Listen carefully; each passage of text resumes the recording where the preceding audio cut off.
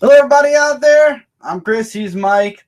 And you are here with us once again for another Dark Avenger comic book review. And it's time. You know, I don't have a watch. that thing you got over there. It's time to do the thing that we always do every year. No, the Time to turn on the air conditioner? No. Didn't work. Okay. What a fail. But no, you know, the thing that we do usually every 2 years, you know, with the whole... Oh, but we don't want to put you in a skirt this year. I mean, you got that whole Metallica thing going on with the long hair. I didn't want to say that on the air. Why do you gotta do that? Well, Anyway, Jason Smith, what's up? We are doing this live, by the way, for those of you watching this post live. So we will be talking with people in the comments, such as Jason Smith and other awesome people that will be popping in. But I know what you're talking about, Dress Boy. You're talking about the almighty 10. I don't know where Mike gets these numbers. Oh, now you're gonna criticize me about numbers again? But what? I mean, what's wrong with it? I thought it looked nice, you know, with the little guys on top. They go, What's hey, up? what's up? What's up, Tevia? Yeah, it's nice for 10 more episodes until your 400 comic. Oh, you know, you are just very critical, you know? I always do that. Always got to do that. I always do that. I get creative, and this is what he does to me. You know how hard it is to go on Google and finding pictures that are going to be fancy good? It's very easy. For you. But for me, I want to make it fancy good. For you, you're too busy with the Mike Metallica wig. Don't be jealous. You know, you're just being jealous. I gotta It say, says the million of comments that I got on it. I know you got a great one, and I thank you guys for those of you who only one stupid one that you'll never see because I already deleted it. It's whisper it to me later. Oh, off camera, because it's from a stupid person. But anyway, Tevia says it looks good. It looks nice. Yeah. Thank you, Tevia. See, at least somebody out there likes my creativity. I'm laughing because you think it's funny. So yeah, we got 10 more weeks until we hit Entity Edge. Well, not till we hit Entity Edge. We're not going to hit Entity Edge Network. But what's going on, Entity Edge Network? What's going on? Things are going good here. But only 10 more episodes until 400. 400 comic reviews. Wow. And for me, 300. 400. Yeah, for you, 300 because you were I know, only around because 100. I was with 100. Now, guys, I know I don't like doing a lot of plugs in the beginning of the show because we like to get into the comics, but I just got to plug this because this is something that happened last week. I didn't get to do Dark Avenger Live on Friday, so we couldn't talk about it there. So I just want to really quickly talk about it here. If you guys have the time, definitely go over to my channel, Dark Avenger C86. That's right. It is now Dark Avenger C86 again. There is, if you missed out on the, as I call it, Dark Avenger Reborn series that I did for the past 2 months on my channel, the last episode went up and it brought back the title Dark Avenger C86. What's going on? The Great Southern Trend Kill 85. I'm going to call you Great Southern for short. This way, if we get into conversation, it'll be easier. But anyway, if you missed out on that video, go check it out because Dark Avenger C86 is back. That is my handle now. I'm no longer going by Chris Ventura. I'm going by Chris, the Dark Avenger. So that's how we're going to be going from this point on. There's going to be some stuff on my channel going up. Not going up as in new stuff is coming immediately, but as time moves forward, there will be a Dark Avenger podcast coming up soon explaining why, what's next, etc., etc., etc. So look forward to that. If you're not subscribed to Dark Avenger C86, hopefully you'll go over to my channel and subscribe. Because like Brent, like Mike, Spider, and like everybody else on Comic Frontline, I definitely want to keep my solo channel going, and I definitely have a good idea of what direction I need to go in without thinking too far outside of the norm that I've been doing since day one. Enough said. No, Tevia really likes the angry Italian. Maybe. I'll tell you what, Tevia. Maybe I'll do an angry Italian. Well, you did. For you. Maybe I'll do one. It was nice when you did, you know, all that anger. It was fun. It was fun. It was fun. But all right, that's enough of the plugging because I think we took up, I don't have a timer now because we're live, but I think I took up enough of time to let everybody who wanted to slide in for the live segment of this show. But for those of you watching that aren't watching live, let's get into what you are here for, which is the comic review. Mike. Yes, Chris. Don't get your skirt moved too much, but when were these books released? Well, Mr. Reborn, Reclaim, and Rebuild and all that stuff, they were released. That's right. Seth Rollins, you got to get me that shirt now. You got to get a few. They were released on April 26, 2017, the last week of April. And we're going to start with your book, which is... Now, I'm going to mention two books. First one is a new book called Aliens Dead Orbit, issue number 1. I read it. I am not a really huge fan. Okay, I was wondering what you were doing. I'm really not a huge fan of the artwork of this book. I don't think I'm going to continue this book because I'm just not. I don't know why, but the artwork for some reason just did not capture me for Aliens at all. Especially, I guess you could say Life and Death and Fire and Stone kind of spoiled me when it comes to Aliens because we had such great artwork for the aliens and for the predators and stuff. This book just doesn't have that alien feel to it, so I probably won't come back for the next issue. I might check it out, but the artwork really deters me from this book. However, Alien Defiance, issue number 11, I'm done with the series. Unlike Alien Dead Space, this book, the story just has me completely and utterly disinterested. Now, yes, it does take place in the realm of aliens. Yes, it does involve, the main character being attacked by aliens, surviving aliens, coming back to Earth. But the character is the main character of the book. This entire book had nothing to do with anything except the main character returning to Earth, and now she's being sued because she got rid of the alien specimen, because she went AWOL, because of this and that. And the whole book's about her, and it just... No, not the Dead Space game. Or is it called Dead Orbit? I'm sorry. It's called Dead Orbit, Tevi. I'm sorry, not the Dead Space game. Thank you for saying that, though, so it made me go back and look. So I'm not invested in Alien Defiance anymore because the book is slowly becoming about this woman, and even though it happens in the Alien universe, and even though it surrounds the alien mythos, it just doesn't interest me anymore. I was slowly falling out of the book back when the alien was in cryogenic frost, and now it's just like, okay, so this is basically stuff that's going on Earth. It has nothing to do with, surviving an alien. This is why Alien works better as a miniseries, and I say this all the time because you have a beginning, you have a middle, and you have an end. An ongoing series, you don't have an end. And Alien Defiance, to my knowledge, is an ongoing series. And unless you have an ongoing series that has multiple stories in it, like every arc is a new story with a new character and everything, holding one character and doing an entire story with them, unless it's Ellen Ripley, and unless she is traveling from planet to planet trying to exterminate all the aliens out there in the universes, this book is not going to float well. And Alien Defiance just... It lost me. It honestly lost me. I tried to hold on as much as I could, but this book, this issue kind of just threw me off. It just threw me off, and I just can't come back to it. However, I know I just talked really bad stuff. Image Necromorphs versus Venomorphs. Imagine. Oh, God. That would be interesting, wouldn't it? But now, for all the bad stuff I said about aliens, let's say some good stuff about aliens. Prometheus... Final Conflict, the one-shot that ends life and death. The grand finale. So the engineer from the previous, I believe 2 arcs ago, or 2 miniseries connected in life and death ago, whom they thought was dead, is now alive. Now remember, Abraham is gone. You got Galago and his crew of survivors. One being the girl who is now upset that her girlfriend died in the final issue of Alien vs. Predator. And they're being attacked by the engineer now. So they retreat into the engineer's ship.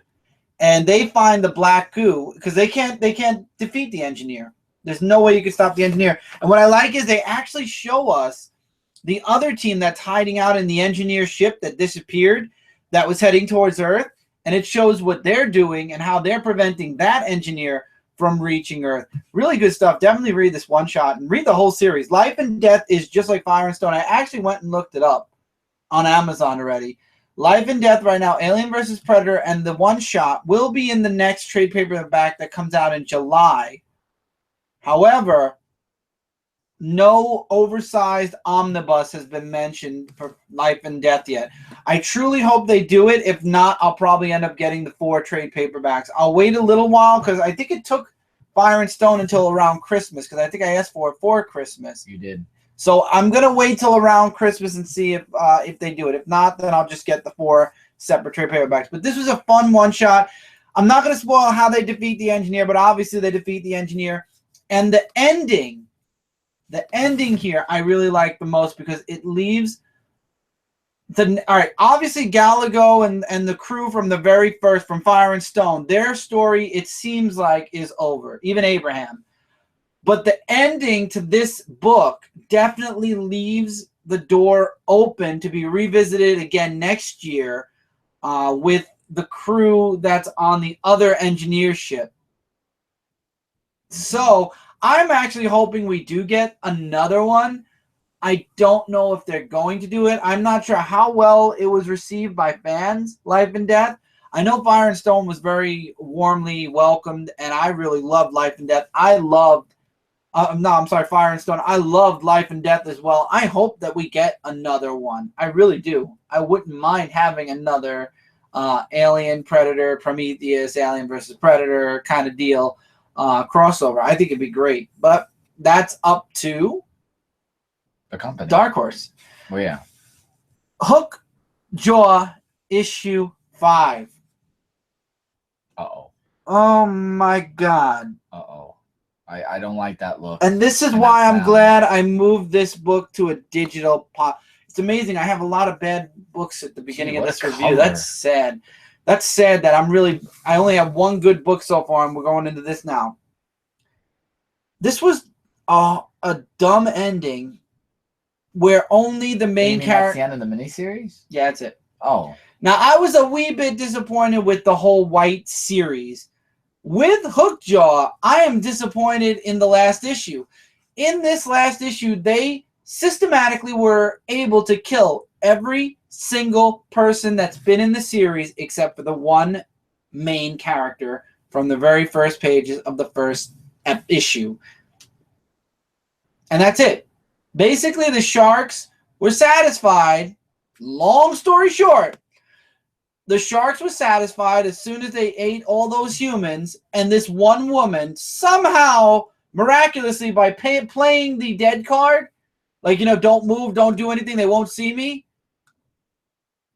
Yeah, everybody dies, basically, Tevye. Everybody except one person who magically bumps into a jet ski and jet skis away. The end. Yeah, exactly. Tevye even said it's a dumb ending. It was kind of a lackluster ending.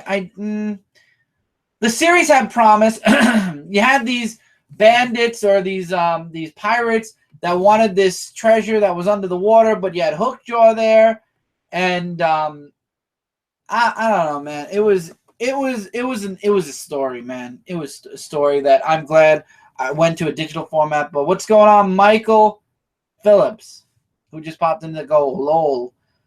But no, I wouldn't. I would say if you could see HookJaw in a store before you buy it, do that. But out of everything I've talked about so far, Life and Death is the only book I can recommend. This is yours, no? Yeah, but I go with both three. But okay. I could do it. Yeah, you go ahead and start it, and then I'll put my 2 cents in. So this is WWE issue number 4. That is a really nice cover. I will say that. And since we talked about the whole claim, rebuild, and everything else that's Rollins in the beginning. Yes, I love that. This is the focuses on him. Yeah, this is the part where Seth Rollins, who is trying so hard to get back into the wrestling ring, but good old Triple H is holding him back from doing it, and he's setting. Oh, go ahead. And what I like is they run it seamless. It's literally point A to point B. What you see on WWE is what happens in the comic, but it literally goes from, okay, the comic book is like the fake. We all know wrestling's fake, but basically they added The comic adds a behind the scenes story to what's in front of the scene story. So they took events that really happened in WWE, in front of the audience, and they added the backstage stuff. So the part where in WWE, Seth Rollins shows up after he his injuries were healed, and he went after Roman Reigns. Well, now they added that whole backstage part with Triple H trying to stop him.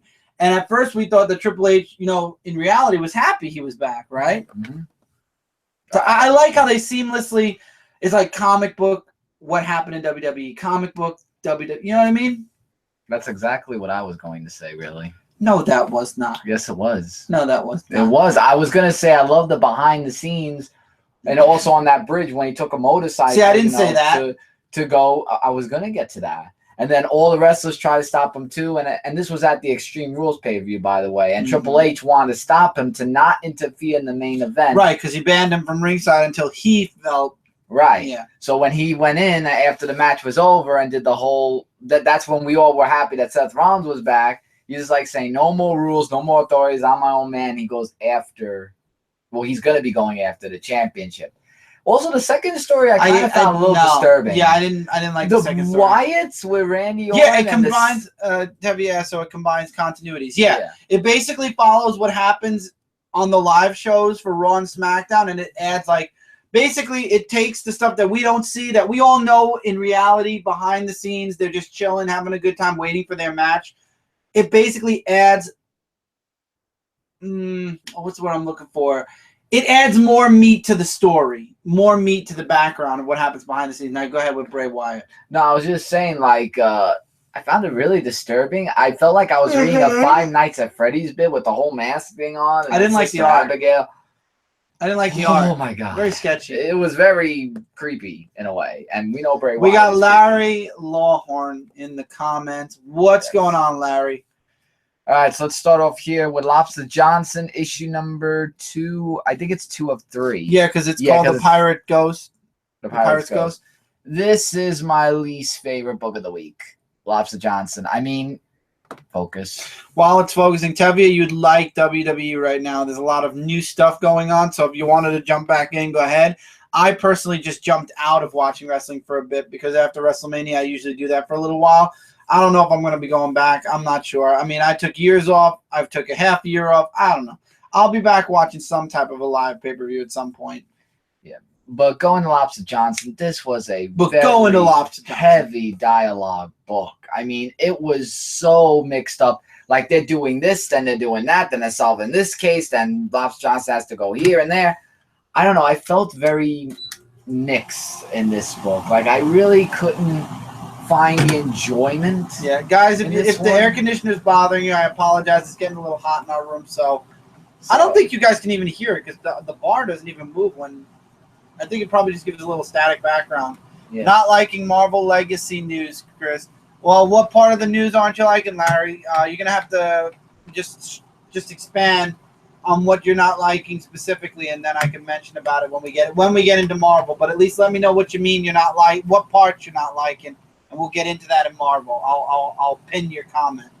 Yeah, but really there's not much to say other than just that. I just didn't really enjoy the book. Yeah, I don't blame you. Lobster Johnson seems a little bit wordy. Sometimes. But we are going into something that was a little bit interesting, and that is the Ring of Fire of Doc Savage. Man, we really didn't like a lot of indie books this week, did we? No, I said it was a little bit interesting. What I mean by a little bit interesting is we remember the last issue where they were going into the volcano to see some activities that were going on. So in this volcano, they find somebody. Justin! What's up, everybody? Let's talk about some comics. We've been talking indie so far. We're getting close to the big 2, though, because I know you're. I don't know how many indies you read nowadays, Justin. I know you've been talking a lot about Thor. I'm sorry. Yeah. Sorry, live show comments. All right, but I was just saying, just going into the volcano thing, they find this person who is behind the whole activities thing, and he knows of Patricia, which I believe is Doc Savage's wife. I'm not too sure, and meets up with her at the very end of the issue. And it seems like they've been having very, very, very bad conflicts in the past, from what it looks like in the story. But really, probably crabs. Yeah, really great book. I'm just Dave Cross City. Okay, issue Larry, we'll number talk 3. about that. I'll remember that. So Dave Cross City, issue number 3, it's just a whole fight between the chaos of what's going on between the campaign of Dave versus Sam. Now, Sam, which we find out in this issue, has like this little mind control that he has over robots to be on his side and vote for him, so that way he will win the campaign in a more easier way. And what it really gets interesting is that it's affecting the people that Dave is, his loved ones that are around him, including his son. And everything is just getting so chaotic. Dave is getting a little bit back to being that person where he was like all badass and just fighting and stuff like that. Because remember, he stopped violence for a while. But he's getting back into it little by little. So did our room just get like super bright on the... Like, do you notice that it's like all of a sudden really bright on the lights? I swear that we're not getting called up. Let me just boopity boop.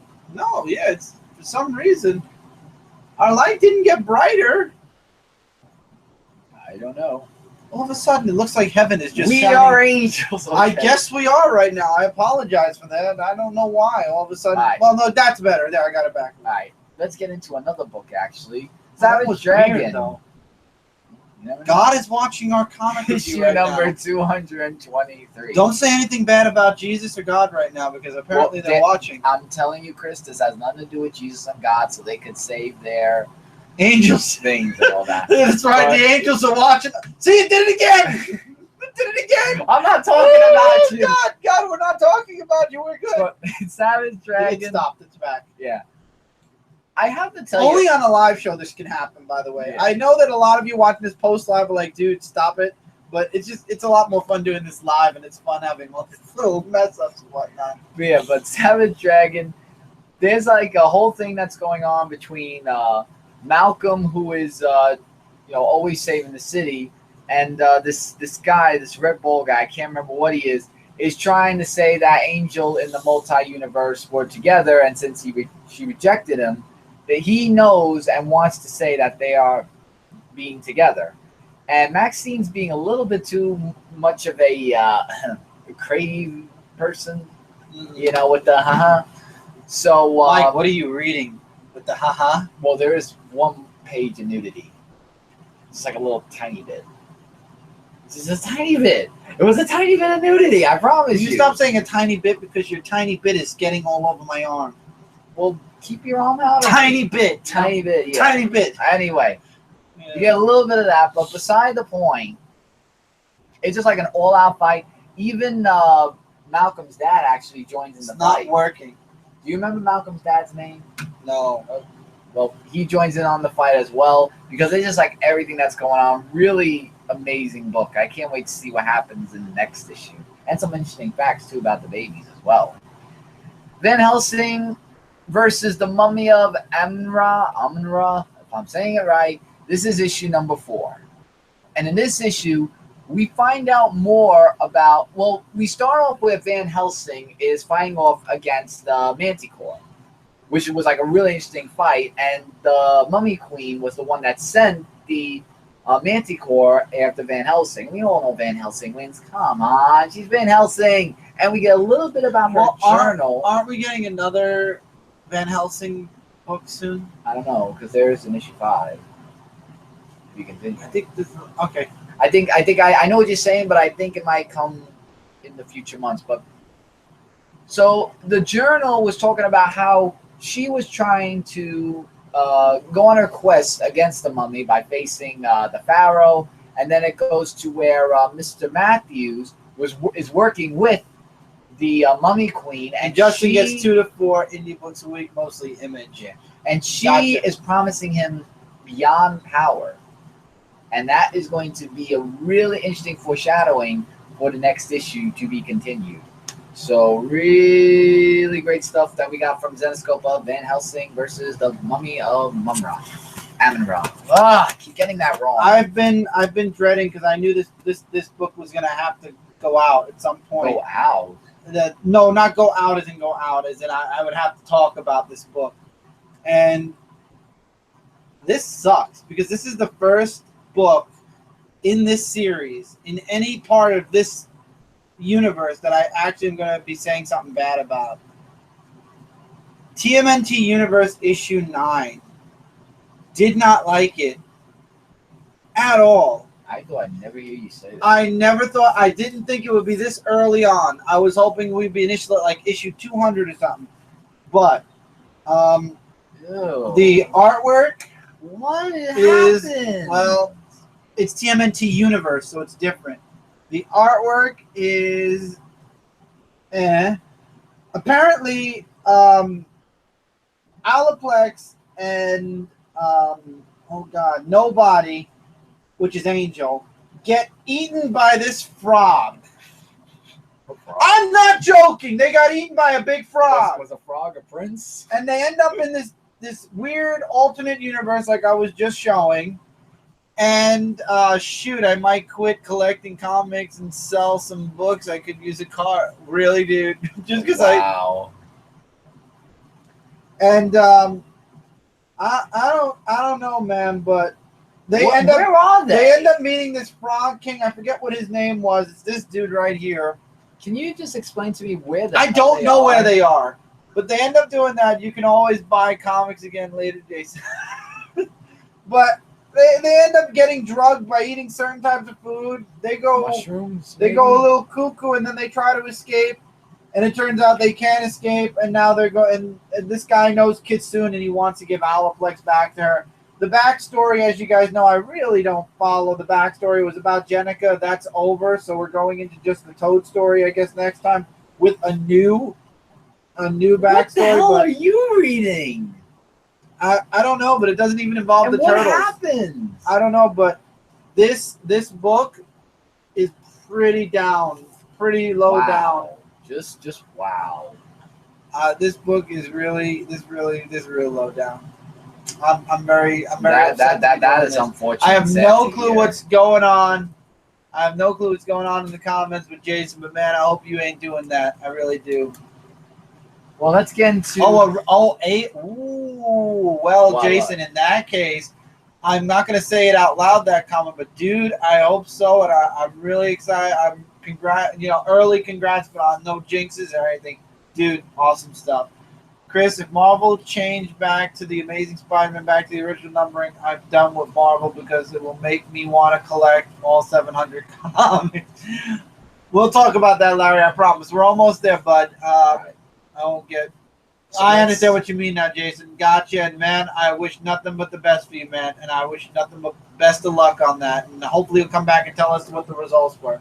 Go ahead. Okay, now let's get into something a little better. Better than talking about what Jason said, or better than TMNT? Than the TMNT book. Oh, anything could be better than the TMNT book. EXO Man OWar, issue number 2, which I did review on Comic Frontline, and I have to admit, I really love the artwork in this book. Like, the artwork is just really, I really like the artwork in this one. And what it's talking about is that Arak's just going on a mission by the captain, and he goes to Ironside before he goes on this mission. And Arak, I like the new direction that he's going in. Like, remember how in the first issue he wore the suit? This is just showing him as a warrior, and I like seeing that different perspective of him being a warrior, not following the captain's rules, doing things himself, because that is Arak after all. And just trying to and completing the mission that the captain set out, along with having a really interesting fight battle. They got more stuff that's going to be on their hands, and it's to be continued in the next issue, because now the new mission was to capture the Cadian Emperor. So that's going to be a really cool, interesting new mission and adventure that we're going to see in issue number 3. Really great. I would definitely recommend you guys pick up this book. And yeah, I mean, I like the new direction it's going. So I don't know about them, but I like it. Grimm Fairy Tales issue number 5. Skylar gets called by Tink. Yes, we're going into Bell. I'm sorry, not Bell. Tink. Bell. Bell. So Beauty and the Beast Bell? No, Bell. Who are you talking about? Tinkerbell. It is Tinkerbell then. Yes, but in this universe, it's Bell. Her name is Bell. Belle. Oh. And what's happening are these little fairies that are eating people. Mike, are you getting the EXO comic on free comic? There's I an think EXO we on are. free I think comic we book are. day? Well, we ordered from DCBS. We got to pick a couple of books. I think Well, it is. If there not, we'll is- try to get some. We really don't want to get some from Midtown because as much as it's, we would love to get all the free comic book day books. Oh, right, From that's the Midtown, Saturday. right. From Midtown, what they do is they don't charge you for the book. The book's free. They charge you for the handling instead. So technically you're paying for the book and you're paying for the shipping. So free comic book day books, even if you get them all, it's going to cost you still $20. Unless you want plus to shipping. Unless you want to wait in line from your comic store, and I don't want to go all the way to travel to Right. Manhattan. So Sky teamed up with Bell to figure out where these people eating fairies are going, and it turns out they're going to this other girl whose name leaves my mind at the moment. I think Tink says her name, Nyx, Nyx. This girl, wonderful artwork, gorgeous artwork in this book. I really like the artwork. And Belle and Nyx fight, and Sky jumps in to fight the mini fairy things. And again, it's a one and done because Nyx, escaped and run away. Belle chases her back to Neverland and says, "If I need you again, can I call you?" At first, she doesn't like Sky because she was calling for Sela, but then she finds out Sky's her daughter. And what happens is she says that Sky is the best predecessor for her mom, that her mom will be very proud. And it kind of ends like that. I don't know, guys. I mean, one and done stories, I mean, as much as I love them, and yeah, every once in a while it's nice to have it, this story felt like, okay, fairies ate somebody. Sky teamed up with Belle to go to Neverland and find out it's Nyx. Nyx ended up fighting Belle and Sky for a couple of pages. She ran back to Earth, tried to kill somebody else, failed, ran back to Neverland. Belle chased after her, and she says, "If I need you again, Sky, I'm going to call on you." And Sky's like, "Cool." She's finally getting the hang of being the Guardian, which is cool. All right, back to digitals. In Grimm Fairy Tales, Mr. Phelps, there's this is like, I know Peter Pan. oh, what's the word I'm looking for? Oh, what's that series called? What? Ever After, Never After, or I don't know. There's a series that was on TV that had. Was it Ever After? Happily Before Him? What are you talking about? Where they took the Grimm Fairy Tale universe and they brought them into. Oh, you're talking about Never Ending. Wait, maybe they said it. Everlasting. Once Upon a Time. I guess it's Once Upon a Time. Yeah, Probably. but it's without Peter Pan. This is Zenoscope's universe surrounding all of the Well, Zenoscope Grimm is different than brothers stories, right? than what we grew up to. This is the adult version. Of what Thank we you, grew up Justin, and thank you, Jason, both of you for. I agree with most of Marvel comics going back, but Amazing Spider-Man because the first started with the 2015 series. Okay, we'll get to it, Larry. I think we're actually on the big two, aren't we? to. Yeah, I was saying back to We're digitals. on it. So really quick, Larry's concern with Marvel Legacy is the numbering. All the comics going back to their original numbering. Original. And Larry, I know you said if Amazing Spider-Man does it, you're going to drop Amazing Spider-Man. And I hate, the stupid, though, that Once Upon a Time, that's a soap opera. I know, right? Once Upon a Time is different. I think we had to do a Media Madness on it, or I forgot. We were talking about something about it a while ago. Was it in the Zenoscope panel? No. Once Upon a Time is a TV series. Zenoscope is its own. But yeah, no, I don't watch it. That's why I don't even know the title of it, Jason. That's right, I have no clue why. It was. Yeah, they made it a sitcom. I don't know why they did it. No. Somebody on there was on a movie. But anyway, Larry, I'm sorry, bro, but Amazing Spider-Man is one of the books that are going back to their original numberings. They haven't said exactly which books, but Amazing Spider-Man is, obviously one of them. And I think Avengers is going to be another. Venom's going to 150 with its next issue. We have a few books that are going to be going, but Amazing Spider-Man is one of the books that will be going back to its original numbering. That's just now I understand how you feel about the original numbering. I know it makes you want to get a complete set. Then I don't know what I could say for that. Marvel's trying to do a rebirth-esque thing with their universe. They're trying to go back to the original numberings, like what DC did with Action and Detective. They're trying to go back to their core, their main characters, while keeping the new characters, to give us a classic feel as well as keeping the new stuff as well. So it's Marvel's version of a rebirth. But Jason, I'll tell you something. If they're doing that, DC went down to $2.99. Notice that that's the one thing Marvel won't do, is go down to $2.99, which is funny because if DC can do it and they're doing 20 pages, it's amazing that Marvel is copying everything DC is doing except the name. Obviously, it's Legacy, not Rebirth, but the books are still all going to be $3.99, $5.99. You see how much sales would buff up if those books went down to $2.99. I guarantee you more people would be buying books. Now, man, the last book of the original number of Avengers is 400. It's going to be a lot higher now. I'm a high school student. Ah, man, Larry, I'm sorry. Well, just keep buying what you're buying now. The only thing that's going to happen is the number is going to change. Don't worry about it.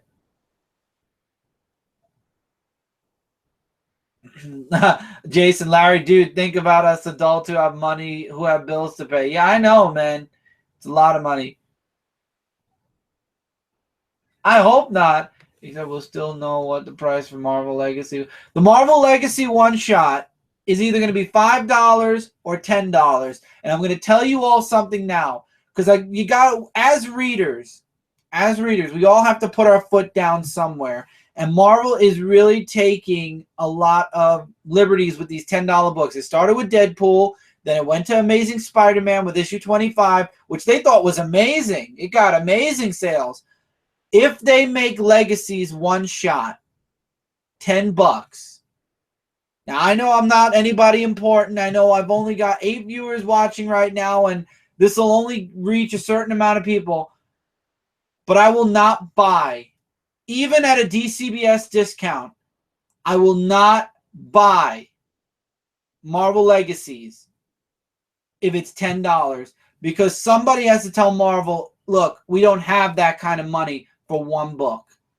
And to be honest, let's all be honest here, Marvel Legacies is going to be a glorified preview of every single book that they're going to be making in their universe. It's going to have a couple little original stories in it, but it's not going to be a rebirth one-shot. It's going to be a sampler book. I am not paying $10 on a sampler book. I will pay $5. I will not pay $10. I don't know how you all feel, but I'm putting my foot down, and I will hashtag putting my foot down to $10 comics. No comic book, unless it is a trade paperback and is 3 times the size of a normal comic, should be $10. I remember when I started collecting comics. Remember, there were those little 3 to 4 comics in one books, and those were $10 to $12. That's fine. A one-issue one-shot does not Aaron, $100. $100. Don't get my idea. Oh my God, no! Does not warrant $10. I won't do it. I won't do it. So you will not see me with a physical copy of Marvel Legacies if it's $10. I'm letting you all know that now. Thank you, Michael Phelps, who says it. Hashtag no $10 comics, because that's true. I'm done with it. Marvel, DC, whichever side of the field it is, unless it's Superman, because you all know I can't not buy a Superman book. I am not paying $10 for a comic ever again. I was let down with Amazing Spider-Man 25. We didn't buy any of the Deadpool books, and the DC Christmas special, it was all right. It had some good stories, but not worth $10. I didn't buy Amazing Spider-Man 25 because it was $10, and that's what Justin said. Exactly. Wow, man, Jason, a lot of hashtags. Bring back a buck. Bring back the 90s. Make comics great again. I honestly would be okay with $2.99 at this point, because Marvel has so many books. $2.99 would be a huge help. The only Marvel book I'm buying is, of course, that's good. That's good. It's good. Yeah, Larry, man, I know how you feel. I am comic shop, the closest comic shop to us. There is one, but the owner is a jerk.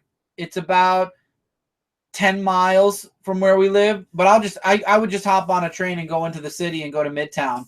But I get our comics through the internet. I don't even bother going to a store anymore. We used to have a store, ironically, right up the block, and that store closed right before I started doing Dark Avenger, actually. Maybe a year before. A year before? About a year before. Yeah. But anyway, that was our 2 cents about what do you call Marvel Legacies. Again, this is a review / dark makeup for no Dark Avenger Live this past Friday because we had no internet, so this is going to be a bit of an episode. I just moved closer to my shop. Lucky you, Justin. Lucky you. If I could move into the city, I still wouldn't because the city is an insane place. All right. I don't have a physical copy because I must have missed it. I will be getting a physical copy of Hulk issue number 5. I do have the Iceman variant cover for X-Men Resurrection. It only took 5 issues to finally get Jen to the point where we're finally going to be seeing She-Hulk. The book opens up with a flashback to when right after Secret War.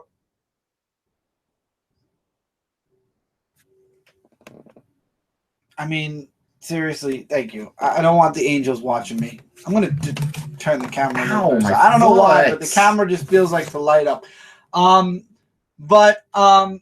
We get a flashback. Jen sees her cousin. I think she's hallucinating, and she loses her mind a little bit, and she kind of hulks out, and she pulls her cousin's Hulk. And that's a foreshadowing because now we're in the present day, and all we're getting is, we find out that this apartment complex has all these weird demon creatures who swear to protect these people that have been beaten, left, or, whatever, left alone. And I don't know. I'm not liking this story. This is a really slow burn, but I do like that finally next issue, because Jen finally gets in a situation where she has to Hulk out. Like, she's been trying to prevent it. She tries to escape the apartment complex, whatever. But the creature finally, all the little creatures fuse into one big creature, and it attacks Jen, and she gets hurt. You know what's next? I'm really She didn't turn. No, she didn't turn. She is turning. The last page had her eye turn. So we know the next issue she's going to turn. The cover shows her gray, but I think she's going... I mean, if she is gray, it would make sense if she's gray instead of green, because gray could represent the out-of-control She-Hulk, and green could represent the one that's more in control. But I think in the book, she turned green, or she had the green veins. However, I think on the cover she has green veins too. So she might be turning gray. And then, like, when she regains control, that'll be like the symbolism of it. We'll have a green She-Hulk who's in control, and the gray one that's kind of out of control. Oh, what are we talking about? I see some stuff.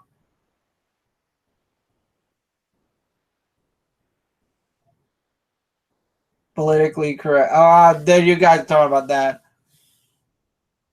And Jason, just to throw us off topic for 2 seconds. Damn, why is Toonami missing episodes of Dragon Ball Super? They've been doing that since the dawn of time, man. Really? They've always screwed around. They've cut episodes. They've taken entire episodes out. I try to get them Japanese, man, for that reason, because for some reason Funimation just screws around with Dragon Ball a bit too much. The good news is, in about 5-10 years, they'll be in America. They're already dubbed. They're just not showing the episodes for some weird reason on TV. Maybe they'll be on the DVD sets. Oh. Weapon X issue number 2. Yes, we're moving into a digital format. I already found out that the trade paperback for Weapon X's first volume is actually coming out in July, so I will be ordering that.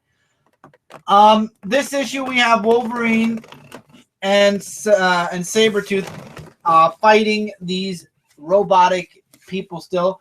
Warpath shows up at the beginning of the book, and he's being chased, and he's being chased by this helicopter that's trying to poach these horses. So he goes after the helicopter because he's bread and butter of the earth or whatever. And the horses turn out to be cyborgs. He ends up getting captured, long story short. So now he's captured. And yes, Bruce is coming back with Legacy. So Warpath gets captured. We go back to Sabretooth and Wolverine, who are fighting the other two cyborgs. The cyborgs end up getting called away. They get one.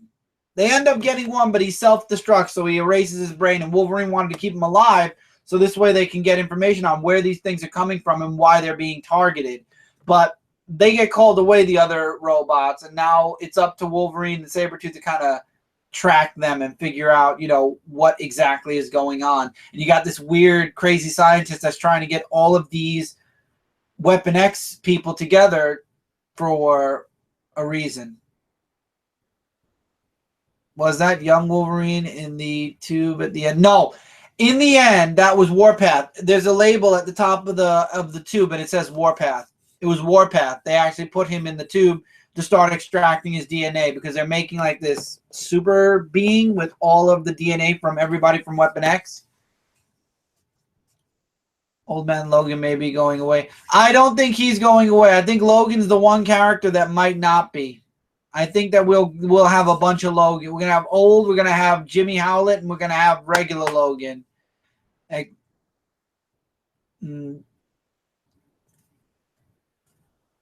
I want Professor X to come back, and there's a high chance during Legacy that might happen. So I'm keeping my fingers crossed. So Darth Maul going into Star Wars issue number 3. Mm-hmm. Issue number 3. I really enjoyed this issue. So they find the Padawan. The Padawan is being wait, what? Wait, what?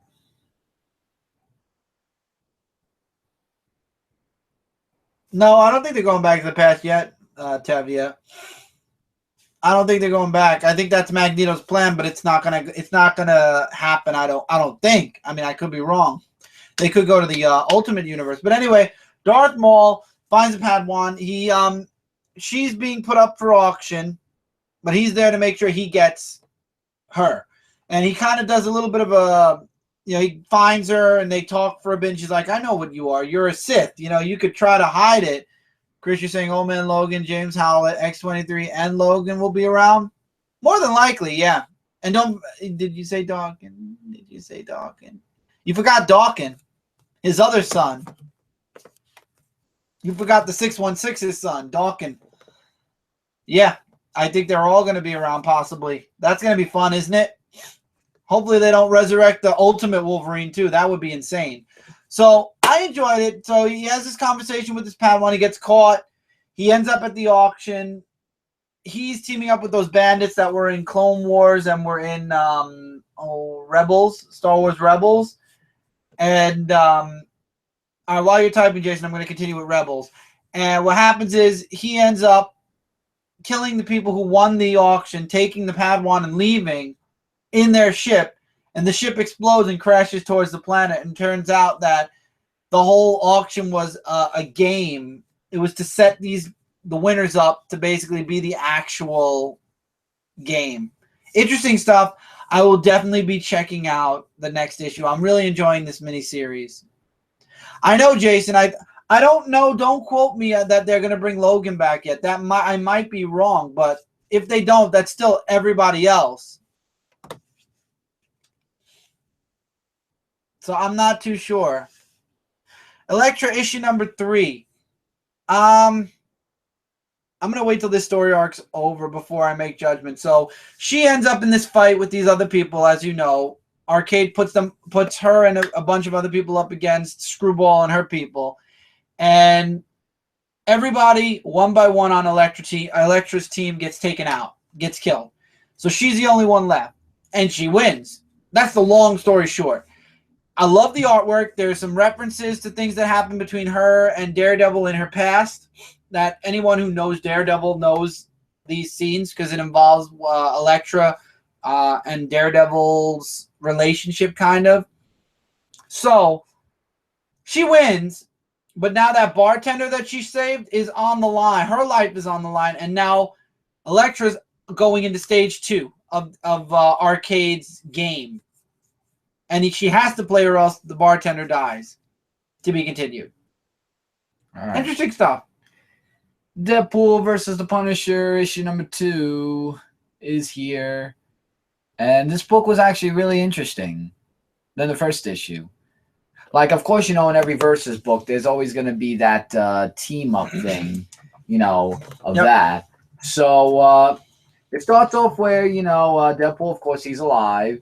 And the Punisher is going out to do some killings. But he's looking for these 2 people that Deadpool knows of, and hopefully nothing happens to him because everything, you know, they mean a lot to Deadpool. I forgot what their names were.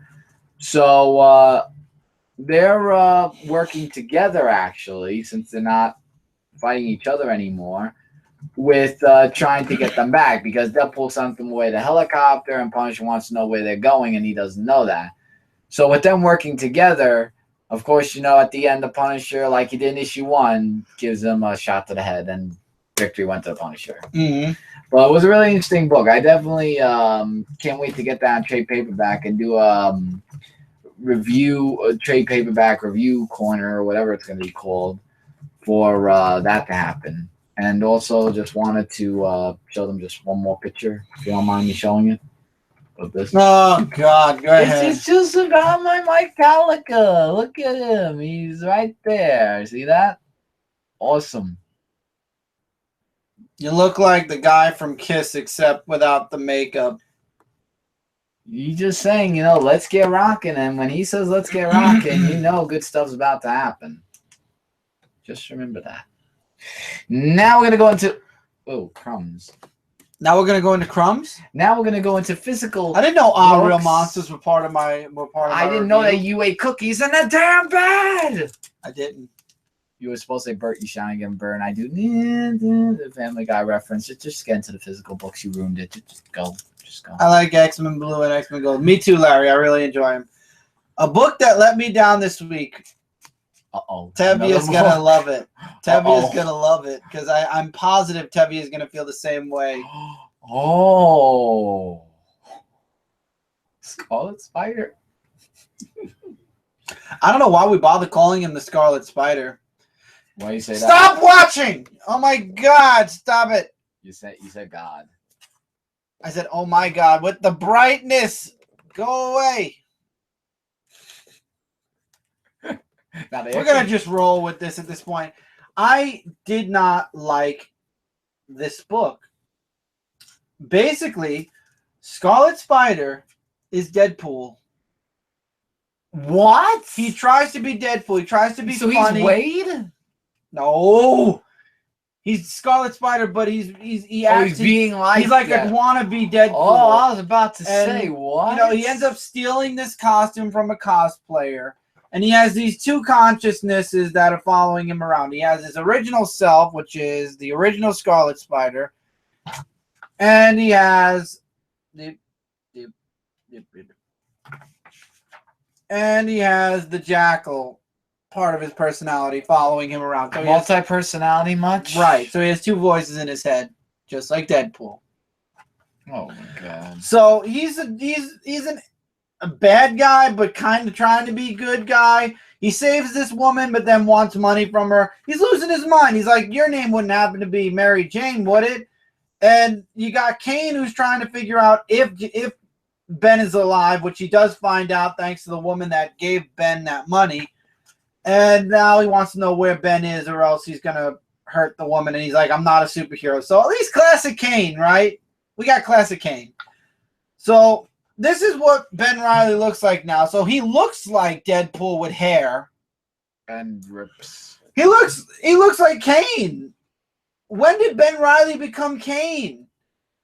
So he's there to see this one woman for help. And he's in her casino. He sees this old woman. He's like, your name wouldn't happen to be May, would it? He's like, no, my name's June. And he's like, okay, Aunt June. And he sees this other girl. He's like, you wouldn't happen to be this person or that person or the other person. I'm like, and then he gets, he ends up, these guys try to break in to steal from the casino. He saves the June woman, the old woman, and the one of the guards who must be a superhuman in some way because he's bulletproof. Ends up saving or stopping Ben and kind of jumping in to help Ben. And then he's like, my boss is going to want to see you. And then the boss sees him. It turns out she knows that he's the Jackal and she wants to kill him.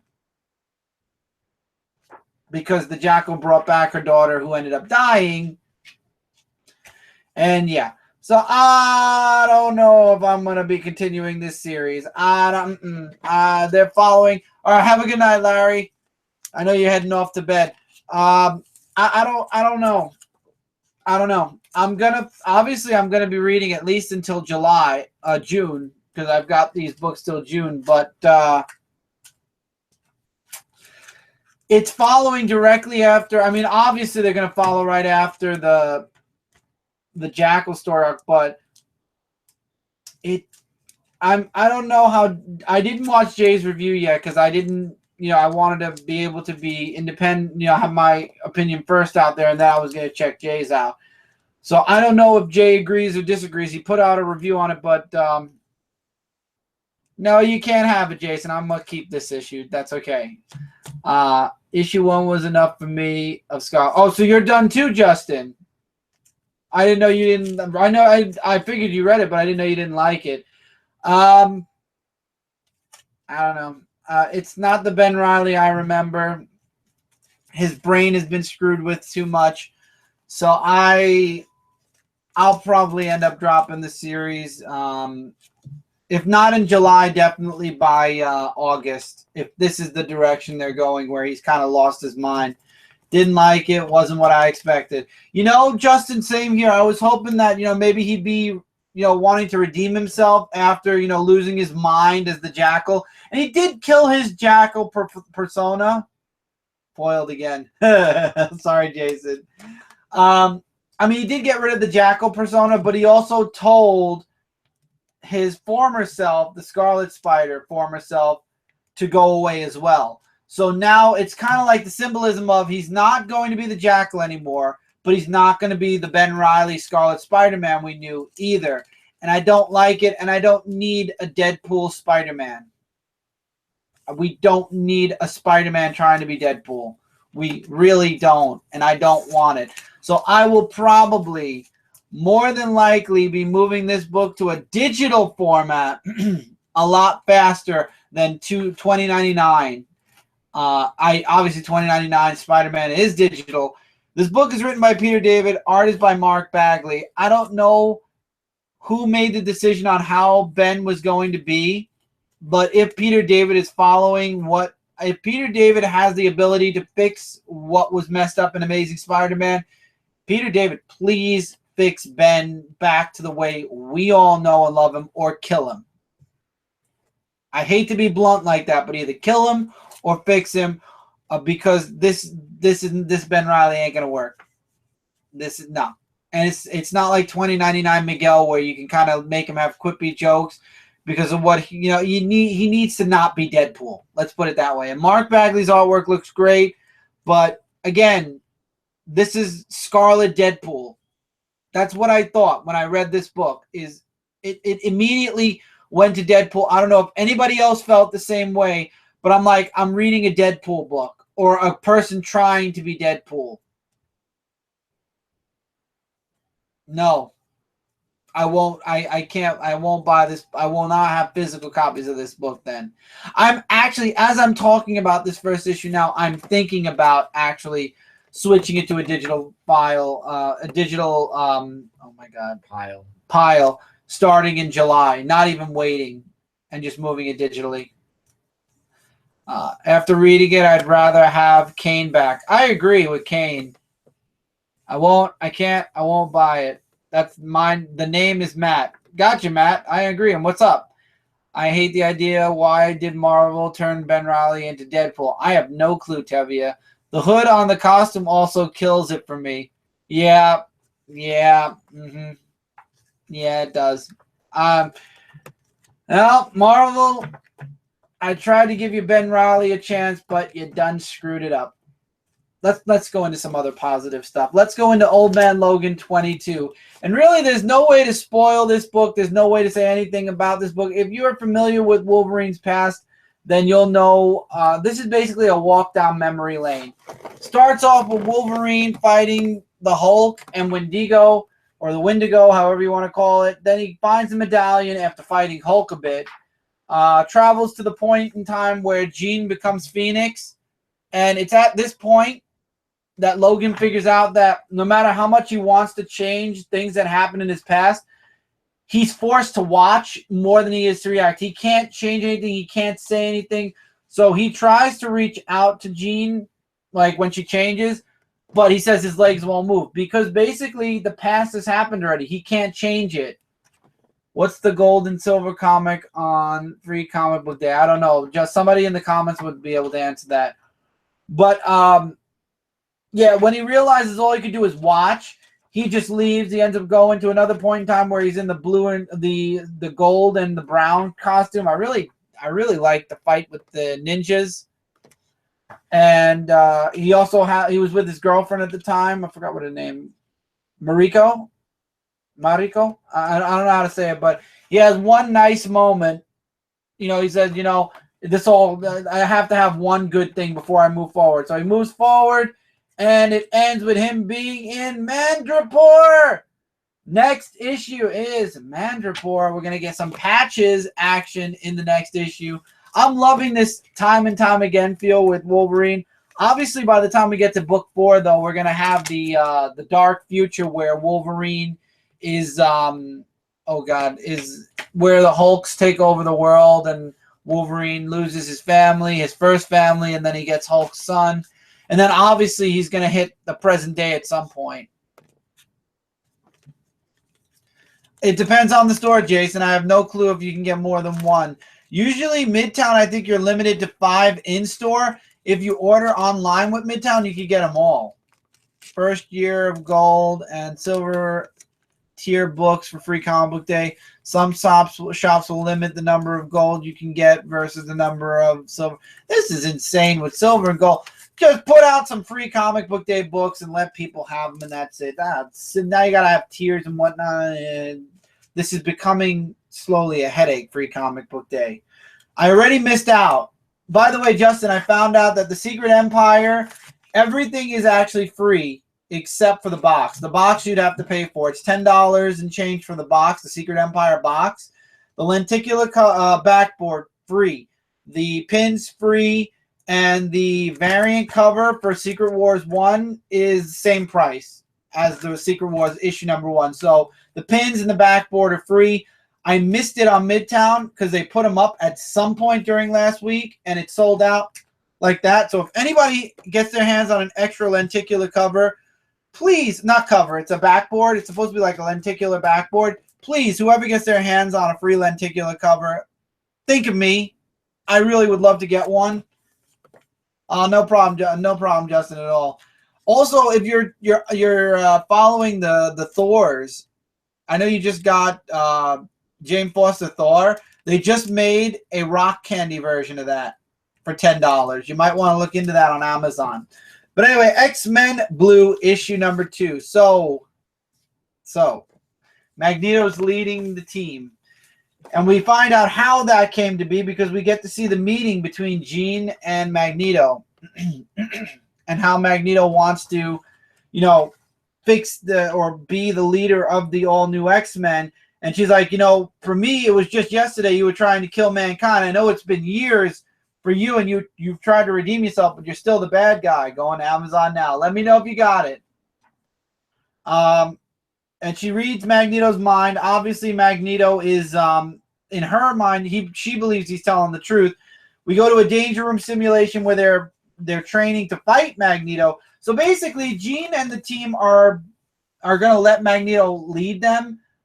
But at the same time, they know at some point he possibly might turn on them. Found it. Gonna have it. Have to buy it. Yep. Told you, Justin. I knew you'd love it, man. That's why I thought of you. First thing I saw it, I said, I got to tell Justin. So they're training for the day where Magneto turns on them. So they'll be ready to fight Magneto.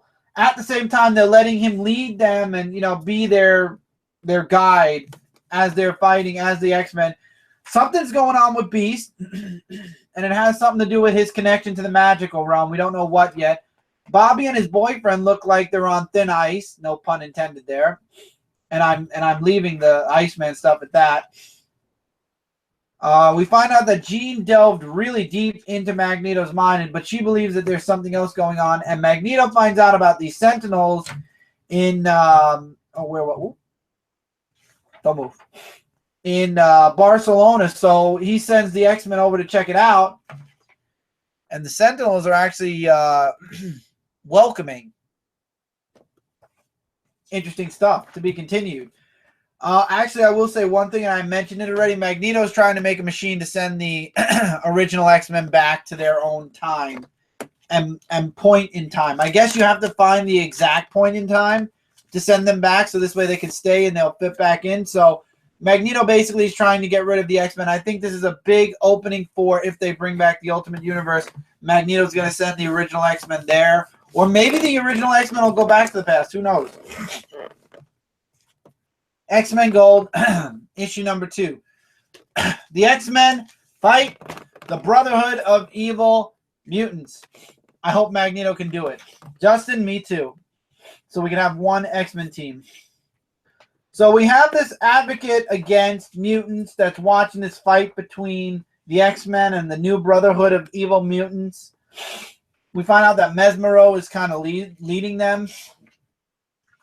And he ends up taking Wolverine hostage, or Old Man Logan hostage. S.H.I.E.L.D. shows up, and of course Captain America, because we all know Secret Empire is going on. So Captain America has a meeting with Kitty Pryde and says that there's a new woman who is the Heritage Initiative Director, who believes that she was waiting for something like this to happen, because now she wants to kind of find a way to what's the word I'm looking for? Deport all the mutants out of America, because she's like, America has all these superhero people and all these mutants and all these Inhumans. Why should we be the only ones? Let's deport them out of the United States. This is starting to feel like Buffy, and that's not good, because I'm not really digging Buffy right now, because they have concentration camps to basically take all the magical people and put them in one place because of something that happened. Now you're giving me X-Men Gold, and guess what? In X-Men Gold, they want to deport everybody out of America. So between deporting and the concentration camps in Buffy, oh boy. So she wants them deported. Old Man Logan, apparently there's something in Old Man Logan's mind that really screws with Despero, but he ends up fighting the Brotherhood of Evil Mutants alone and winning, because he ends up calling Kitty Pryde and says, hey, I have an address. You may want to come pick these guys up, and you may want to come pick me up. To be continued. Awesome stuff at the end. It's just I don't know how I feel. Oh, Lord, is comics becoming political? But now here's the thing. And Tevia, Jeremy, and Nick Lenz were talking about this on their live show, which is the Geek Lounge 101. You can go check. Wow, I'm getting an accent while I'm talking. Geek Lounge 101 on Jeremy's page. Unfortunately, Jeremy's not in the comments tonight, but they actually talked about X-Men. And X-Men has always been, and Alan just said it, but I'm going to say it again, X-Men has always been a political book. Even Stan Lee says it represents racism and how a specific race that's different, is being discriminated against. So unlike Buffy, where they have the concentration camps, this I understand. But again, this woman isn't, I thought the woman was a mayor or something at first. She's just an initiative person. They're not going to deport the X-Men. She's just saying that by the end of the story arc, or even less than, or even a little bit after that, they're going to just ignore her statement, and they're not going to deport all the mutants. She's like, they should go back to Genosha or Utopia, where they had. That's not going to happen. They're not going to get deported. This woman's going to get brushed off like yesterday's news. Baby Groot is all that my best friend talks about. Wow, I'm sorry, Alan. Yeah, X-Men have always been political. Watching this in Heroes Decoded. Nice. All right, so I already reviewed this on Frontline, so I'm not going to really give a heavy review. I can't even believe they made this book. I'm surprised you didn't read it. I didn't see it in the pile. Batman the Shadow, issue number 1. The Shadow knows a person dies who is a relative of Lamont Cranston in Gotham. Batman's on the case. The Shadow shows up, and it looks like he attacks Batman. They get into a really awesome fight, but Batman ends up losing, or the Shadow ends up running away, and now Batman wants the Shadow. Batman wants to find the Shadow, and he finds out that the Shadow's Lamont Cranston. We get to see a bunch of people from the Shadow's past, especially Penny Margot Lane, which she's super old. Yeah, she's super old now. So he ends up going to his friend Ducard, because he wants Ducard to train him to be able to fight the Shadow. And then we find out the biggest twist of fate is, oh, there is another page. Wow. Okay, I'm gonna tell you guys something. On my digital comic, it ended here. I guess I got a bad copy from Comixology, or maybe now it's fixed. But it ended here for me. It says, this is where Ducard, we find out that he's the Shadow, and he's like, you seek the Shadow, don't worry. I was like, wow, that's a really dramatic ending. Well, it turns out there's another page. He's closer than you think. Oh. Now that makes better sense. You know they're going to team up. Because I was like, that was an abrupt ending. Ooh. You don't have to look so far. What was that? What was what? The Shadow coming in summer of 2017. Yeah, Mike has his book is coming back. Summer of 2017, The Shadow. The Shadow knows all. So I liked this book. It was a lot of fun. I love the artwork. Lots of good stuff. I'm glad you got into The Shadow, because I've read The Shadow. I've reviewed The Shadow before. You have? Uh-huh. You just took it over. No, you took it over, but I've reviewed The Shadow. Well, The Shadow knows. And I've read all the books you read that were The Shadow too. But that was excellent. And I just found out that there was another page in the book. Wow. Go figure. My digital copy was missing its last page. Learn something new every It's day. already summer of 2017. No, it isn't. Alan, June. First day of summer is June 21st. So when you talk about 21st. It's 21st. 21st or 2nd, whatever. I believe it's 21st though. Want to go look? When you talk about sales, release dates, and stuff like that, we are officially right now still in spring. Summer is June 21st till October 21st. It's every 3 months. July, August, September. Right. Then fall is September, October, November. December is winter, and then December. No, yeah, winter March 21st. is spring, and right. then March. So we are in the spring module. Well, for your look, if we're talking about weather, that's a completely different topic. We're talking about the shipping. We're talking about scheduling. Summer is for comic books, August and July. Summer and June. Wonder Woman 21. Oh boy. So Wonder Woman's fighting Cheetah. She fights the woman that tries to snipe her. I really love the art in this book. I love what happened in this book. So she ends up catching the sniper woman, and she knows who she is. And she's like, I know you're just doing your job, but I'm starting to take this personal. And now, but it helps to know that I'm actually doing my job too by taking you down. So we've got, oh God, why did I lose her name?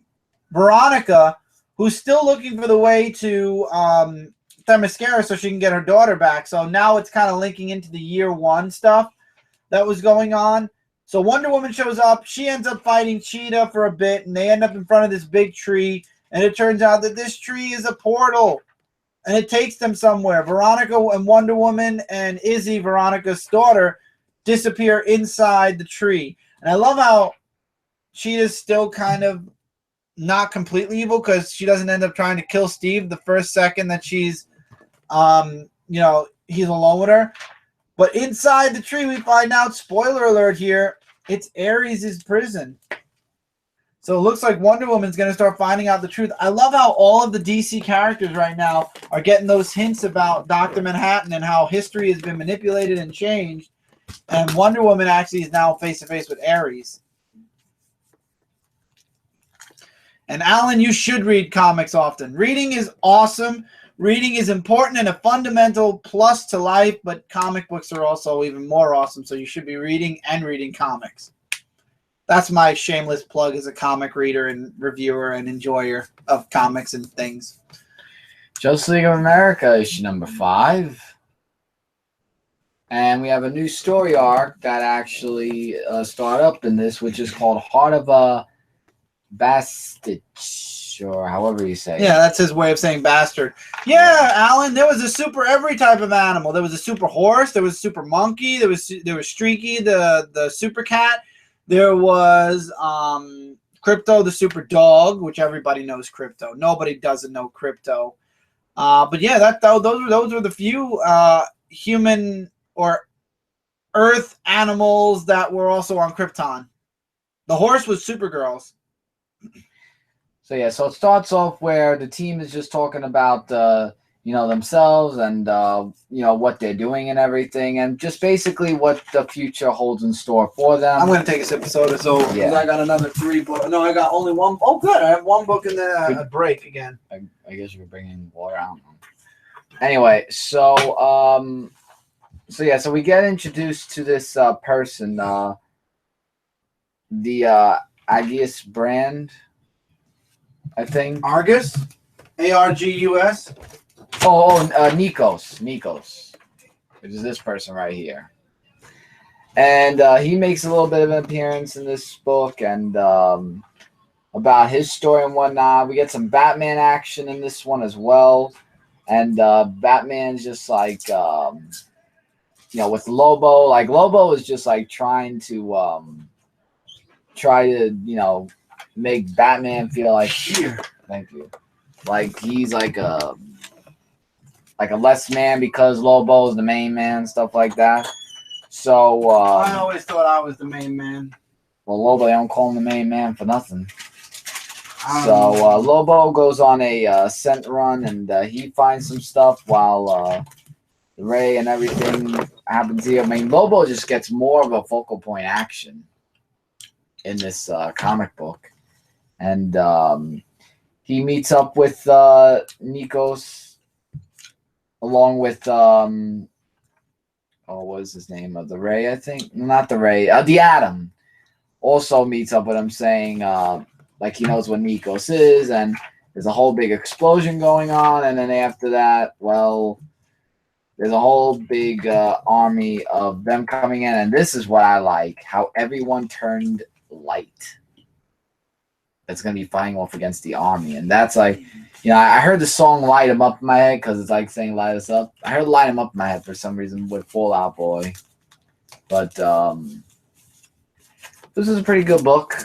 I'd definitely say pick this up if you want to read it. I'm going to get a drink of water. Batman Detective Comics, 955. Spoiler. We actually find out that Spoiler had made a website, but this whole book is really just Cassandra, the orphan, fighting her way to her mother to stop the League of Shadows. So we find out everybody's still alive. They've just been, caged. And now Batman's joining the ranks because we all know Ra's al Ghul gave him to Shiva. But Shiva's daughter is causing a problem. So she's being called away to deal with it. And the rest of the book is just, as the pages show, ninja fighting action awesomeness. And we do have a little bit of a backstory here where the girl that was doing the ballet that Cassie was, or Cassandra was watching, finds out that, I know you're a superhero now. I'm not scared anymore. You just kind of startled me because you were watching me. So Orphan was beast in this issue. Absolutely. So I loved it. I love that this time around you got like a sideways reading.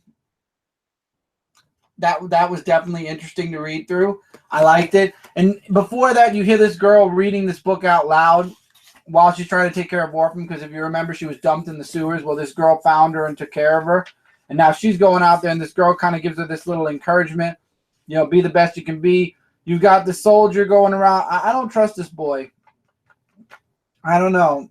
Ulysses, I think he's going to end up, I think some bad stuff's going to happen very soon with Ulysses. But they're trying to figure out how to basically wipe Gotham off the map along with all the League of Shadows. So we got Cassie fighting her mother for a bit, and then the mother's like, "How are you gonna do it? You can't beat me alone, all by yourself." And she's like, "I'm not alone." Well, looks like Batman and Ra's al Ghul had a good plan set up because Batman got free and he freed everybody else. To be continued. Yes. That's what I like. Check your personal Facebook messages. That's what I'm talking about. Okay, I'll check it in a second. I love this issue. And like Justin said, Orphan was beast. I loved it. I don't know why. I always thought Katana was an image like Youngblood. Maybe it was for a time. Cassandra was definitely badass in this book. I loved it. I never noticed her in oh, I know you mean Katana now. Yeah, Suicide Squad. No, I always knew Katana was. Why did I'm thinking of another book that was called Katana. The one that was in Green Arrow. Maybe, I don't know. I'm thinking Mortal Kombat Katana. Oh, that one, yeah. Yeah. No, but yeah, she's always been in DC. And yeah, no, it was an excellent book. You guys should be reading Detective. The Hellblazer issue number 9. This is the Smokeless Fire Part 3. I did review this on Comic Frontline, so I'll just give this short of the story. So this was a pretty okay book. You know, it's just John Constantine finding out more information from the Shoe about Henry's journal. And what he and Mercury do is they go off to find more information. While as Mr. Carver, we get introduced to his character, and his character is very, well, not a person or friend I want to be of. Yeah, what? What? I read what Tevye was telling Jay. Oh. Well, I don't care. So, yeah. And then they go off to the library to find out more stuff about the journal. And Mr. Carver's creator, they go after to cut his wings because he wants to be this guy's servant. I can't remember his name for the life of me. They go to the museum, Constantine, to find out more information. Yes, I'm thinking of She. Thank you. And, yeah, lots of stuff. I did mention more on the review, so you could definitely check that out. But it's really more about what lies behind Henry's journal from the Shoe. And how handy will it come for John Constantine will have to be for other future issues to come. So we'll find out then. Yeah, I was like, wait, what? Alan, you're not Tevye? I hope you're not Tevye. Tevye is Tevye. Supergirl being Super book or issue number 3 of 4. There's only one more issue. There's book 3. Well, I'm calling it number 3 because that's what it is. Issue 3. Oh. I do like that they're doing the back just like they do Batman. And the side. Yep. And it has a spine. And look, it's a $5 book. Unlike Amazing Spider-Man 25 that didn't even have a spine or a nice back cover. It had an advertisement and it had staples. This doesn't even have staples. If Mike wants to see, I can send him to. I'll share with him after the show. So anyway, we have Kara, who's kind of like just still dealing with her friend being dead. You know, she decides she doesn't want to go to track practice. So she ends up skipping with her friend and they just go out to eat. The coach, weird enough, has she's worried. So she ends up going to the house, which makes her suspicious. And you'll find out why I say that in a moment. No, Tevye doesn't have curly hair, Jason. Huh? Tevye the one with the curly hair. Oh, Renfro was in the comments. Oh, what's up, Jeremy Renfro? Tevye was the only one that was on video if you were watching Geek Lounge. Anyway, so the coach is there. She wants to know what, she wanted to make sure Kara was okay because she skipped out on practice. Kara finds out that her phone is somehow connected to LexCorp. She hears the voice again, but this time she chases after it. And we find out that her coach is a scientist experimenting on this other Kryptonian. And she knows that Kara's an alien, and she's trying to experiment on her too. That's the whole wristband, which messes with Kara. So apparently Kara's not in any type of matrix. She's in reality. She just breaks the armband, and she's able to destroy the computer. So she frees the person. She frees the guy whose name is Tam L. What's it? Oh, Tan On. Yeah, he's getting his tan on. So Tan On, and she's like, I'm Kara Zor-El. And they leave, and he's like, we got to get out of here because this woman has like a bunch of people. They'll imprison us, and we'll never get free again. So now we find out that she's going to follow after this guy because she's not safe because her family's no longer safe because the coach is going to obviously go after them. And she ends up following this other guy, and we find out that he's not so nice either. It turns out that Tanon, because of all the experiments that were done on him by the coach or the fake coach, now he doesn't really like, humans, and now he just wants to exterminate them all. So obviously the next book is going to be him trying to wreak revenge against the humans that experimented on him, and it's going to be up to Kara to stop him. And obviously that's where we're going to get the Supergirl costume possibly finally. We'll find out. It was a nice issue. I really enjoyed it. Hal Jordan and the Green Lantern Corps, issue number 19. I love this issue. So Rip is back, and we all know he's a time police, so he has a ring that doesn't make constructs. It literally only allows him to do certain things. And he's like, I'm here because some guy is going JLS? Oh, we got JLS, man. JLS, it's 12 in the morning. You up late, man. And I know you're in the same time zone as us because you're in Florida. But he's like, I'm from the future. The Green Lantern Corps is going to be exterminated, and it actually starts today. The first attack starts today, and it slowly wipes people out. And we find out it's a guy from the future who's traveling to the past to eliminate the Green Lanterns because, history lesson time, the Green Lanterns and the Yellow Lanterns start working together. They work together to the point where Saranic goes back to being a Green Lantern, and her last decision, her last move as Corps leader for the Yellow Lantern Corps is to dismantle the Yellow Power Battery and for all Yellow Lanterns to join the Green Lantern Corps. Because they end up working together so well, you see them all become Green Lanterns. And this guy, what's his name? Stokoe?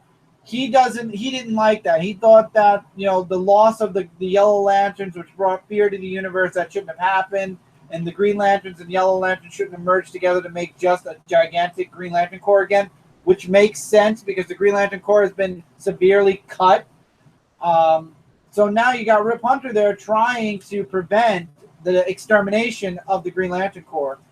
And correct me if I'm wrong here, I did not know that Kyle Rayner and Carol broke up, because here he is flirting with Saranic, and he's like, we should go out on a date or something again. I'm a Green Lantern now. I'm not a White Lantern. I have, this is my home base again now. I fight as a Green Lantern. I don't have to worry about saving the universe or whatever, because now I'm just a Green Lantern. I'm just like everybody else again. And she kind of shoots him down, but it's looking like they're starting to warm up the Saranic and Kyle Rayner relationship again.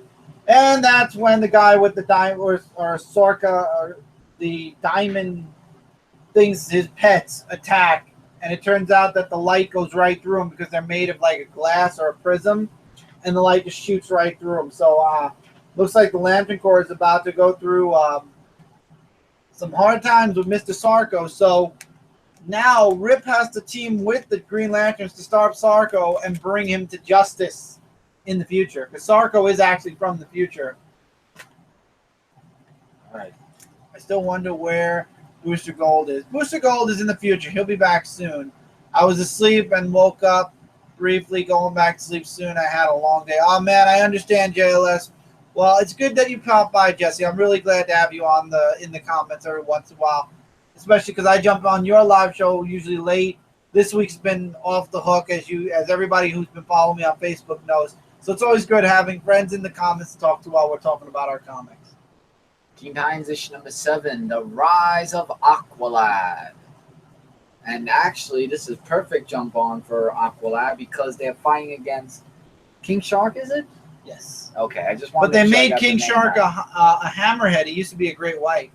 Well, in this one, the Teen Titans are fighting off against King Shark, who is like, really strong, and then it talks about how he makes his brethren's, his followers that want to, join him. Then we have Aqualad, who wants to join the Teen Titans with some great artwork. Yeah, Tevia, you mean Carol Ferris, not Carol Danvers. Carol Danvers is what do you call it? Captain Marvel. So as Aqualad wants to join, Damien's like saying, we're not looking for people like you. Basically, you don't fit. Like, I thought that was really harsh and everything. So with all that, they find out the newscaster is kidnapped from King Shark. We're finding out where his lair is. And then as he tells Aqualad to stay behind, he's not gonna. Sorry, I accidentally clicked something now. I think I've lost the chat. Oh, why did you click that? Oh, now I head back, and now the chat will load up again. So sorry, guys. Give it a minute.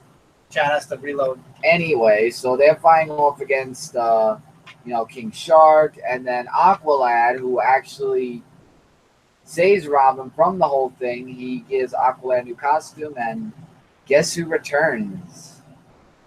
Oh, we didn't see that coming. Mantis is back. Mantis, Black Manta. Black Manta. Oh, something like that, yeah. Oh boy. That is some interesting stuff in Teen Titans. Now, I reviewed this as well on Comic Frontline Action Comics 978. I reviewed Teen Titans. No, I'm saying I reviewed. Oh, I thought you meant that I reviewed Teen Titans. So I didn't. No, I reviewed Action Comics. And it continues. This time, the book fills in the gaps or the plot holes that were made and kind of makes it all fit in and make sense. So we've got the old continuity that we all know and love. Notice that, I will discuss this. Notice that when the death of Superman happened, I'm going to get to that page now. I just want you to notice when the death of Superman happened, notice who's missing from the Superman. No Superboy. We got Eradicator, we got Steel, we got Cyborg, Superman, no Superboy. So obviously Oz still has him in that prison. It has to be. So apparently this was the part that I didn't get. So we got away from the death of Superman. We find out that Jonathan and Martha Kent are dead. They were dead. They died before Clark came to Metropolis. So they kept the old continuity. Yes, Superboy is missing. Exactly.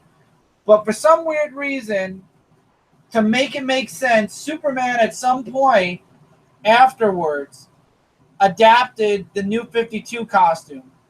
So the old DC Universe Superman, for some reason, changed his costume to the Kryptonian armor when Lois got pregnant. Lois had the baby at the Fortress of Solitude, and then when he went into the black costume, it was him he was retired until he had to come back for certain reasons. So apparently they're saying the new history is the old DC Superman did wear the Kryptonian armor with the black S4 time. So they're making the New 52 part of Superman's history now.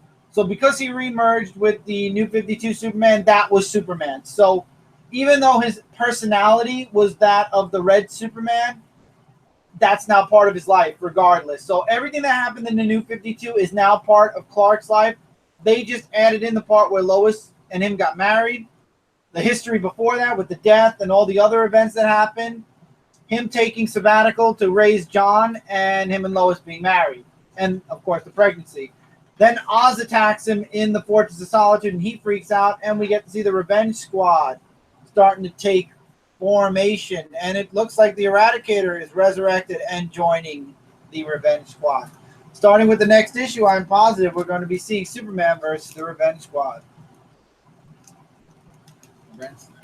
But left out, I was just going to read it. Can I put the book in? But left out a very important part of his history.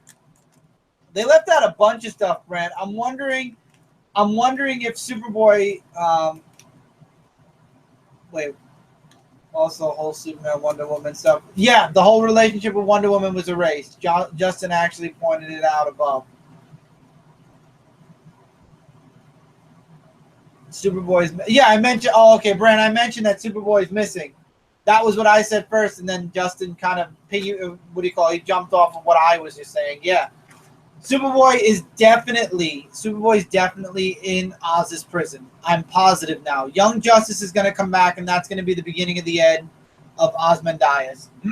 Yeah, I know. That's why I figured you just probably popped in. That's how you didn't know. But yeah, man, when I saw that, I said right there. They left Superboy out because Oz has him. And it's going to be a Kid Flash moment. When Superboy comes back, there's going to be that little jolt of lightning or something, and everybody's going to remember Superboy was part of the rain. Other stuff is going to start becoming true. You're going to see. You're going to see. Slowly, things are going to go back to the way they were. Speaking of Oz and everything else going on, we've got The Flash. I'm going to try to get it to work. Yay, it works if I do this. The Flash issue number 21. Back in a physical copy, at least until the button's over. So Flash does his, we find a little bit at the beginning, by the way. I believe this is Thunderbolt. Part of the JSA. He was part of the JSA, and apparently it's his fault that the JSA fell apart. So now we had Saturn Girl at the beginning of Batman 21. Now we have the JSA Thunderbolt in the beginning of Flash issue 21. A lot of stuff being represented. Oh, Johnny Thunderbolt. Thank you, Brand. Johnny Thunderbolt. So I'm very interested to see what exactly, or if these are just little teasers for future stuff still. But I would love to see. What's going to happen with JSA. I've only read JSA when Kingdom Come Superman joined, so I'm a little bit noob-ish with. Does he know Johnny Rocket? I have no clue. I don't think so. But I'm new with JSA, so for me, they're cousins. Oh, they're cousins. Oh, okay. See, I'm learning about what do you call it, JSA as we move forward. But anyway, we go into Flash, who's doing a quick rundown of the Batcave and the fight between Batman and Reverse Flash. But he finds out that his Speed Force particles are around Zoom and not his own, the ones that he invented. So he goes to Bruce. They have a bit of a conversation. The button is gone. It's confirmed by the Flash that the button did not come back with Edibar Twine. But Reverse Flash is dead. And now we get to see the return of something that we have not seen in a very long time. The treadmill. The cosmic treadmill is back. And Barry's going to run through time and find out where Reverse Flash went before he died to find out what killed him and what is called God. But Batman finds out and he wants to follow Barry as well, so he ends up hooking up to the treadmill and they end up running through time. I love how they put in so much stuff. They put the original Justice League in. They put the, for those of you that don't remember, they actually put in not the Identity Crisis, oh my God. The one where Batman got his mind wiped because he saw them mind wipe Dr. Light. Oh God, what was it? Was it Identity Crisis? I don't think it was Identity Crisis. It was Identity Crisis during Identity Crisis.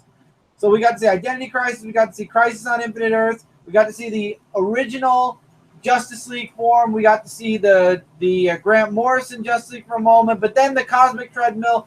Apparently, something's wrong in the time stream because Flash says this is not what I'm used to. There's a huge storm. I've never seen the time stream like this before, and I'm sure this is all due to Dr. Manhattan. So they get hit with a lightning bolt, and they end up falling into a specific point in time. Flash knows where they are. Batman doesn't know it yet, but then we find out really quick.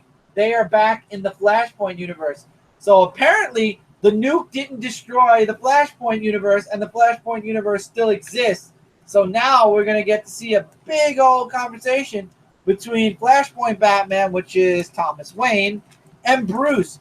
I cannot wait. Well, I don't have to worry about waiting. In another couple of days, Batman 22, the penultimate issue, will be coming out, and then Flash issue 22, the finale, will be coming out. This was excellent. The button is being done so well. And the Atlanteans like Aquaman. What? I'm a little lost there.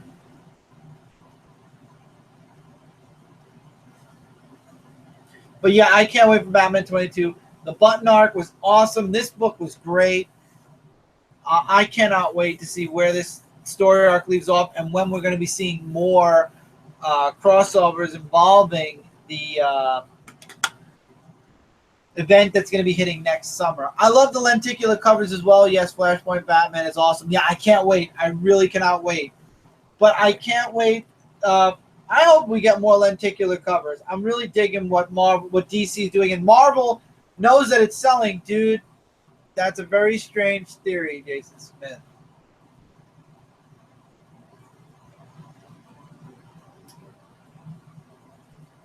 That is a weird theory. I just read it. But I can't wait. And I love how Marvel was copying DC and making a lenticular Secret Wars backboard. Anybody who finds an extra one, think of me. Think of your good old buddy Dark Avenger C86 and grab me one as well. I would be mucho appreciative, and I will definitely give you a shout out if you guys can get me one or two of those lenticular checklist things that are coming out on Wednesday for Secret Empire. But anyway, that's it for this review. Thank all of you, every single one of you, so much for being here with us tonight. And for those of you watching at home that are watching this off live, please feel free to comment below whether you agree or disagree with us. Likes, dislikes, recommendations. We love hearing from you guys. So hopefully if you missed this live, because I know my buddy Peter Barker will be missing this live, hopefully we'll hear from you guys in the comments post live. And glad I caught some of the show. Man, Jesse, it's great to have you on in the comments, man. I'm really enjoying it. So can I get that? No, you cannot. Jason, go buy your own copy. And you know what this means? No. I'll buy you one from Midtown and send it to you, and we'll trade. That's what we'll do. And you know what this means? What? We have 9 left. 9 more episodes until 400. 9. Thank you. I appreciate that, Justin. Take care, everybody. But by the way, we are Comic Frontline. We are your #1 source for comic-related news, reviews, and a whole bunch more. If you enjoyed what you saw here and you're new to the channel, hopefully you'll click that sub button. This way we are in your sub box, and you do not miss out on a single video. We have videos coming out each and every day, at least 3 live shows, unless computers die, every single week. I swear I thought Mike was going to say Jason just made the list, but he didn't. And not too late. And what's it about? I don't know. Okay. Something about making the list. So we're on the road to 400. Like Mike said, 9 episodes left. Yep. Till next time, I'm trying to think. I was going to end this with something else. Oh, if you are watching this on my channel, it is probably around, by now, it's probably around June. So this is also going up on my channel later on. I have 3 episodes going up every week on my channel, Monday, Wednesday, and Friday. By the time episode 400 hits on Comic Frontline, the week after, episode 400 should be uploaded to my channel. If not during that same week. I don't know how I worked it out, but episode 400 should be uploading at the same time, a week after. Or maybe a week after that. I'm not sure, but it should be right after 400. I should be caught up to myself by that point in time. And then, well, like I said, we'll talk about what goes on after 400 when we get to 400. Thank you all so much for being here with us. Take care. Keep reading, keep collecting, and I will talk to each and every one of you in the next video. Later, everybody. Take care, everybody. Have a great night. And if you're watching this post live, have a great day or night whenever you're watching it. Take care, everybody.